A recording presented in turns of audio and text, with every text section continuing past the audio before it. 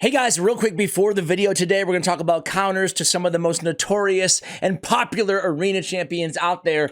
We actually forgot, this is a collab with Cold Brew, by the way.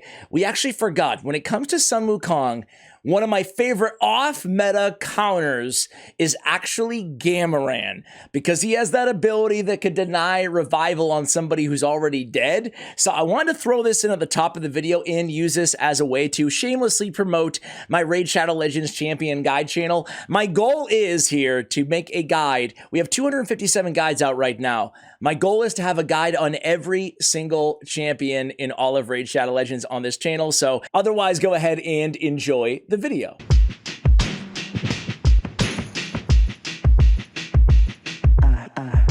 Hey guys, Asher coming at you today in Raid Shadow Legends. I am not alone. I'm joined by Cold Brew Gaming. What's up, CB? How you doing, man? Hey man, I'm doing very well. Very well. Doing better. This is our fourth collab we recorded in a row here. We got well, Raid collab on your Raid channel. We got a Watcher Realms collab on your Watcher channel, on my Watcher channel as well. And here we are ending our day, but starting this video with my lovely viewers talking about, this has actually been a popular request, man. Two you love to hate them type champions in the game. It's Sun Wukong and Ultimate Death Knight.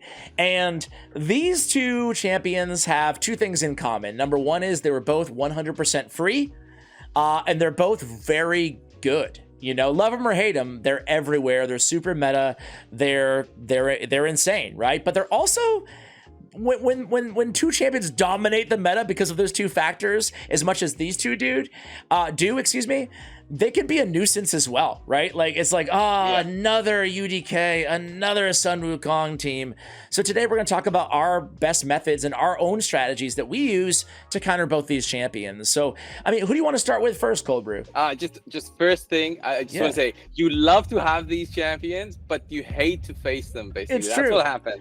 It's a love-hate relationship. I hate you, I love you, I hate that I love you. I had a comment the other day and I couldn't find it, but he's like, dude, I just avoid every UDK team because I just don't want to waste 10 minutes of my day. And there was like 30 upvotes or whatever on the comment too. It's like, yeah, a lot of people probably feel that way.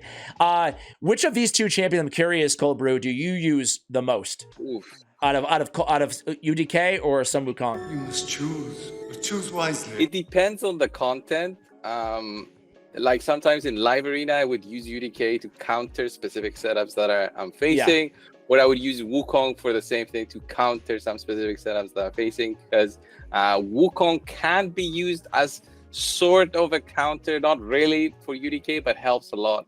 Yeah. So one can sort of counter the other in a sense. Not completely like the other options we'll give you today, but yeah, I think I've used Wukong lately more so than UDK, just because I just like this kid turning champions into sheeps.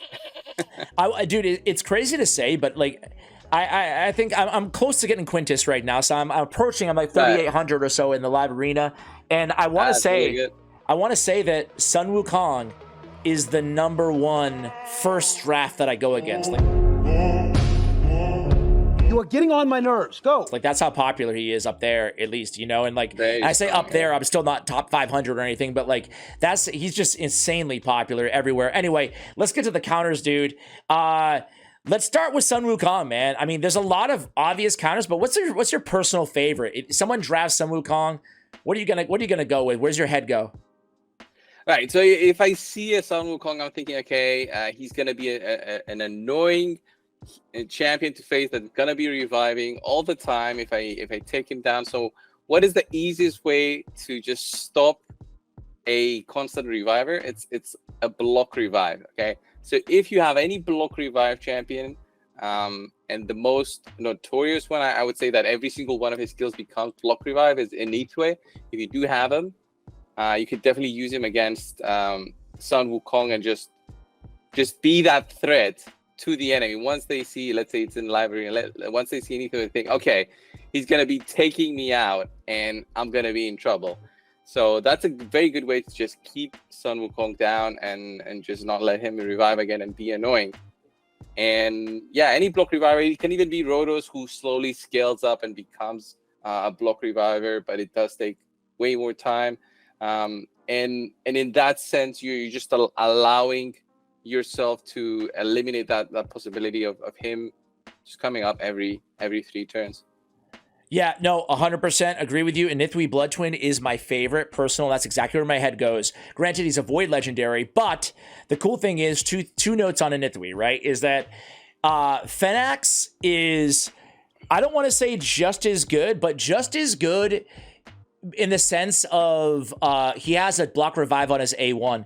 And the reason I love that so much, the block revive on the A1, is because he can be used on ally attack teams, and he can a warlord and a Yumeko are not going to affect his utility when it comes to countering Sun Wukong because it's on his basic ability. So I think that Phenax is like my favorite epic by far when it comes to a really robust answer to what's his face? A monkey?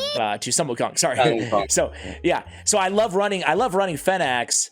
Same thing works all the way, by the way, with Inithwi, because they both have block revive on their A1, or even in some situations on Constantine, the Dayborn. But if you can get a block reviver on the A1 ability, you can run them in retaliation. You can run them in an ally attack team. You can run them in a counter attack team.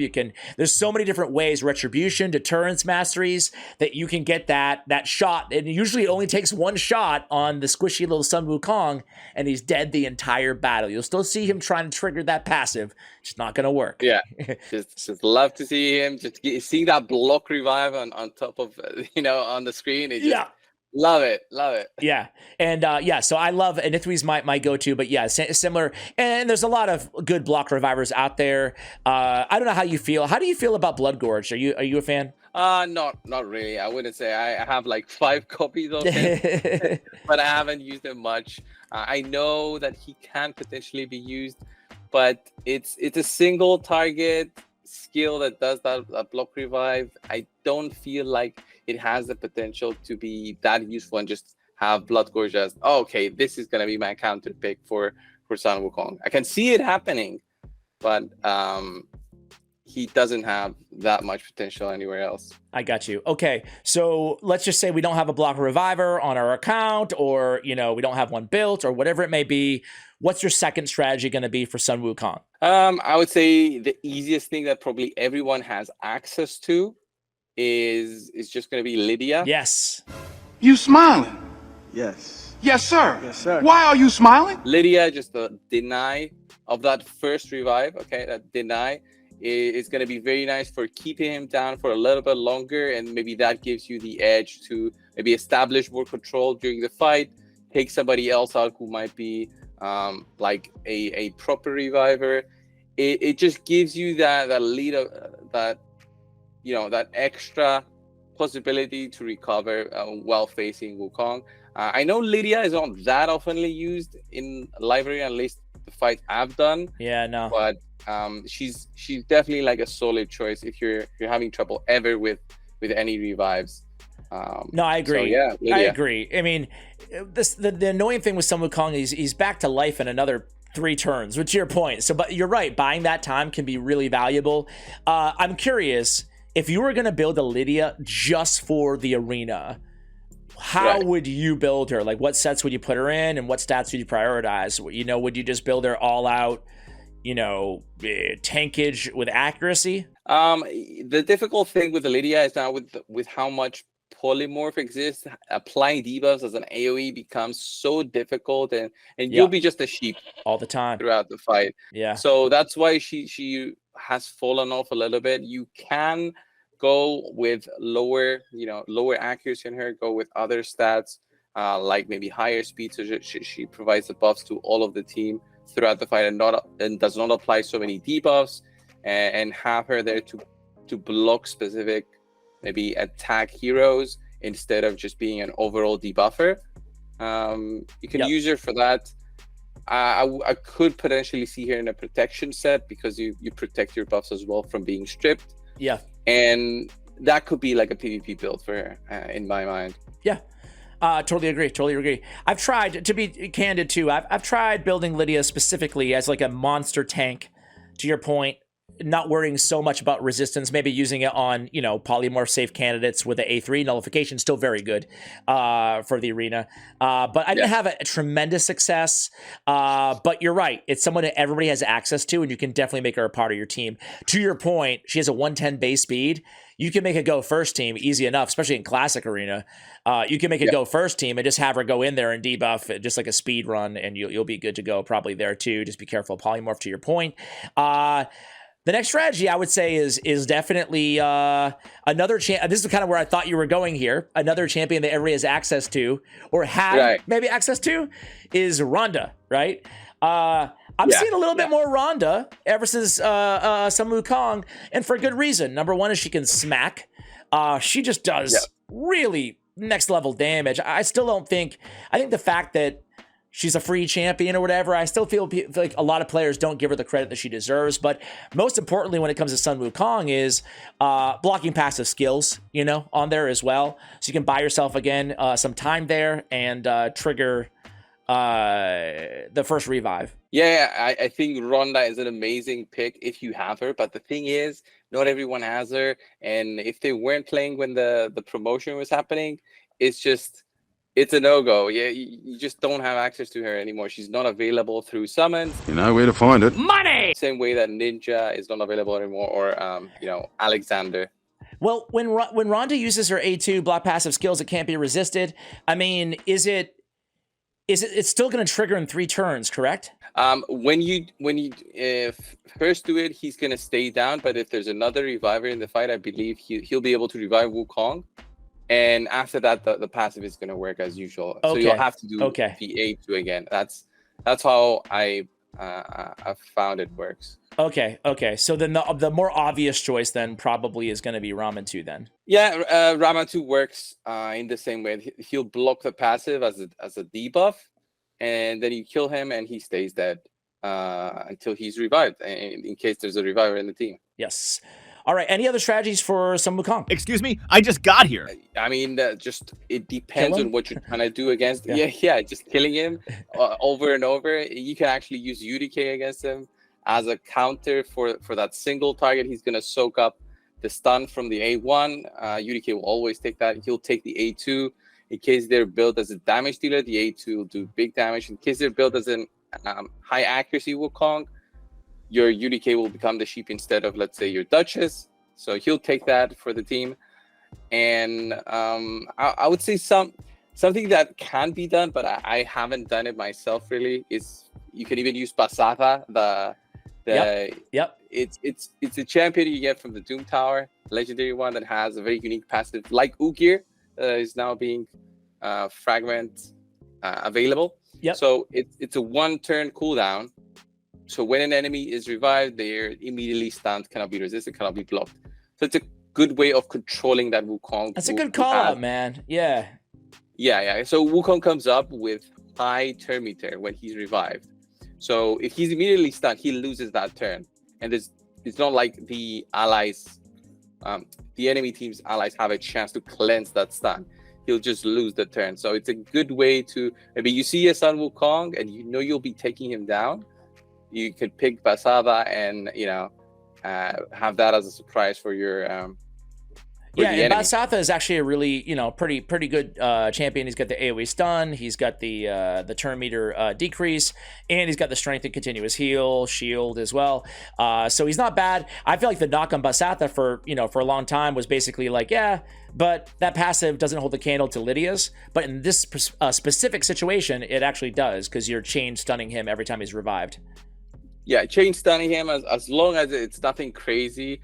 Where the turns taken are just so many in between Basada. If he's fast enough, he should be taking multiple turns and just having his passive available again. Yep, good call out there. Anything else on some Wukong before we move to UDK? I mean, you could just lock him out with Yumiko and stuff and just have him just do his stun. It's one of the strategies that exists. It's Warlord was available, and then they added Yumiko.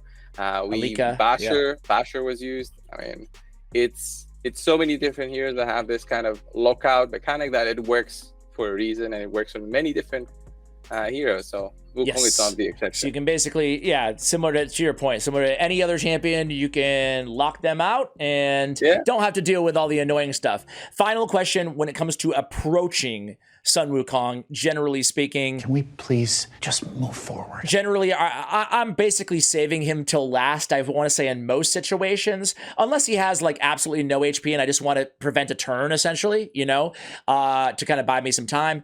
Is that kind of how you approach taking care of him, provided you're not running a block revive champion? If I'm not running a block revive, I'll try sometimes to just take him down, and then in between those 3 turns, try to take on one more champion from the enemy team, and then go back, take him down again, and go on the same way. But it really depends, because you can't know for sure in live arena, okay, I'm facing an accuracy Wukong or a nuker Wukong until they actually hit you.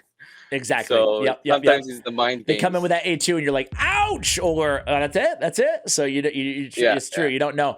All right, UDK, man. UDK's been around for a long time, and he's still one of the absolute goats out there in terms of arena disruptor, right?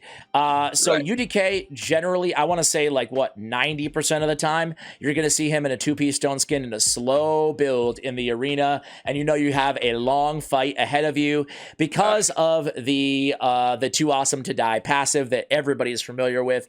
So what is your go-to strategy with dealing with Ultimate Death Knight? What's your number one strat? Pervolt. Yes. So a strong multi-hitter. Multi-hit. Yes. For me personally, I use Turvolt. So multi-hitters, the first hit goes on UDK, the second or third hit after that will target whatever you were targeting, right? Yeah. So especially if it's high damage like Turvolt does, I find that I can take out the other target. Usually. But it's just it feels so bad just hitting that stone skin, doing 0 damage, and then nothing. So I have to bring in something like a turbo to change the field a little bit. And UDK just so annoying to deal with. He is.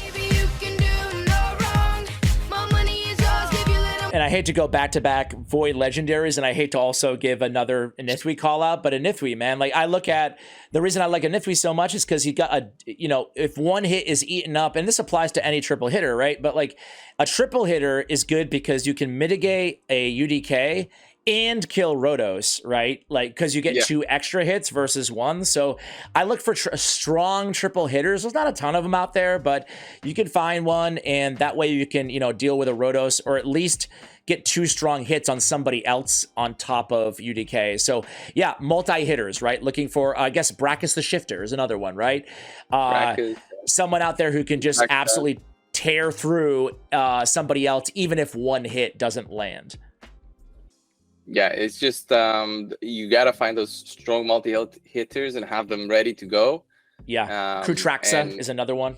Yeah, Krutraxa, Ronda, which we mentioned earlier. Yep. Not so much for the passive skills, although that can be used later on to just lock out that annoying passive. She has multi-hitting attacks, so you can just completely ignore with your first hit. That goes on UDK, and then the others will go on whoever you were targeting. Yeah, good call out again on Ronda. Granted, it's a magic versus force affinity, but to your point, even better than Sun Wukong, like blocking the passive skills. I mean, that really mitigates UDK, obviously. Both of his passives are super strong. So yeah, those are 2 viable options too. Of course, there's just like AoE nukers, right? Too, like, I mean, you can just have a really strong AoE nuker. I'm sure we all have our favorites, and hopefully you kill everybody else, if not UDK, right? And just leave UDK last and deal with him slowly. Yes, and then you can slowly, because of the didn't need him passive, you can slowly kill UDK. 2,000 years later. It's unkillable. A strong AoE nuker. Anything else on UDK that you use in terms of strategies? I guess there's a couple else out there, right?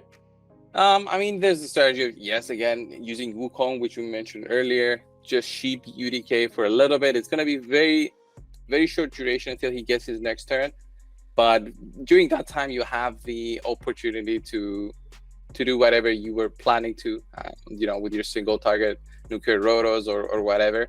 So you have that opportunity with, let's say, Wukong, or again, if you have something like Ramantu, you can try and strip all the buffs and apply the block passive with Ramantu, but you're very susceptible to the sheep with that. That's why he's fallen off a little bit.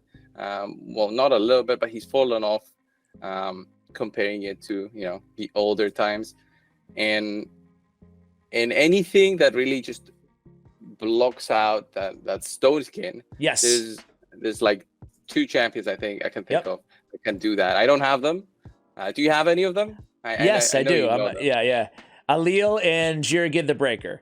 And I actually think that Allele, like, you know, no one in the world will agree with me, but I think he's underrated. I think the hate has gone too far on this dude. He doesn't hit like Jirigid, and you got to get over that. Like, that sucks because it feels like he should, right? But he does have Ignore Stone Skin, which is nice to have. You could potentially, it's going to be tough even to kill UDK even with Ignore Stone Skin, but you know, you got a shot at it, or you can just go a couple turns and get it on that one. But I just love that you can an irresistible steal all buffs. You can steal. You can use his A1 to steal the Stone Skin from UDK. So he's actually a really good counter in that regard because of the A1 as well. And the Chill Wind of Autumn, like it's a pretty cool ability. Nothing can be resisted. You're removing increased defense. I mean, this has nothing to do with UDK, but it's a strong ability as well. So I think that Allele definitely has its use cases. Of course, he doesn't hold a candle to Jirigid the Breaker though. Of course. Jirigid is like the #1 nuker, I would say, for AoE in the arena. That's attack based. Yes. Not calling out Taras. He just ignores that stone skin. It's just good night. Yes. That's it. You don't have to worry about anything, you know? Yeah, you just pop off UDK and move along, get your extra turn and kill everybody. So yeah, absolutely. It's a shame that a lot of these responses or counters are void legendaries, you know? Yeah, definitely does not. But ignoring Stone Skin is definitely an option out there. How do you feel about buff strippers in general? Like, how do you feel about running maybe like you see a UDK team in the arena, you run maybe a Kaimar and a Madame Ceres or something, like 2 shots to remove that Stone Skin, you know? Yeah, it's definitely a choice. If you see that happening just too often, just roll the dice with the polymorph and just take in 2 buff strip champions, buff removal champions, and then just hope for the best. And especially Madame Ceres can do that defense down as well, so it helps you do a lot more damage to the whole enemy team if it manages to land on everybody. And once those buffs are through, it becomes so much easier to deal with both UDK and anything else that's tanky in there. Exactly. As long as you got the right geared DPS, of course. Of course, right? Always comes down to that as well. I don't even know if I might have a naked Madame Ceres here. Kind of, sort of, maybe not really. She's fallen off in my use as well. I haven't been using her as much as I did in the past. Yeah, it's a shame, but to your point, it's like Stone Skin Polymorph is really tough to rely on some of these old buff strippers. But I mean, UDK on this battle wasn't even in Stone Skin, of course. But I do like running. If I'm going to run a buff stripper removal and I'm not going against a polymorph against a UDK team, I like to run 2, right? Like 2 buff to get, because it's a 50-50 shot. I want 2 chances to remove that Stone Skin. Let's see if I can get it this time here. But yeah, as I go through this, hopefully I remove it, and I didn't remove it there. And my speeds are messed up, so womp womp. But anything else that we didn't mention on either of these? This is never gonna end. These champs here, it's tough. I mean, they're so popular in meta because there's not a ton of great counters. There are some, but some of them are hard to get, and even if you have them, it's not guaranteed that they're gonna be successful, you know? Yeah, it's these different options that I mostly use against against the UDK. If I'm gonna say like Turvold is my #1 go-to, then it's my Ronda. I try to steer away from the Romantic just because of the sheepage I mentioned, and I could definitely see the possibility of using Uko as well. Like it's the buff removal. It's totally fine. Yeah, Mighty Uko is a good call out for sure. Yeah, and the block buffs also helps a lot. Yeah, so it's these options that you have against him, and if all those work, then all right, you're gonna have a bad time. The fight's gonna go forever. For sure. Well, hey, Cold Brew, it's been a pleasure having you on. Hopefully this helps you guys come up with some solutions. You can do it. I mean, hopefully it gives you some confidence going into these battles and you don't just, you know, try to dodge both of these champions in the arena. Cold Brew, we did, like I mentioned, we did a collab on his channel talking about our favorite epics who could be legendary champions in the game. That will be linked for you guys in the show notes below. Cold Brew, thanks again for joining me, man. Appreciate it. Thank you, man. All right, guys, that's going to do it. Thanks for watching. And as always, take care, guys.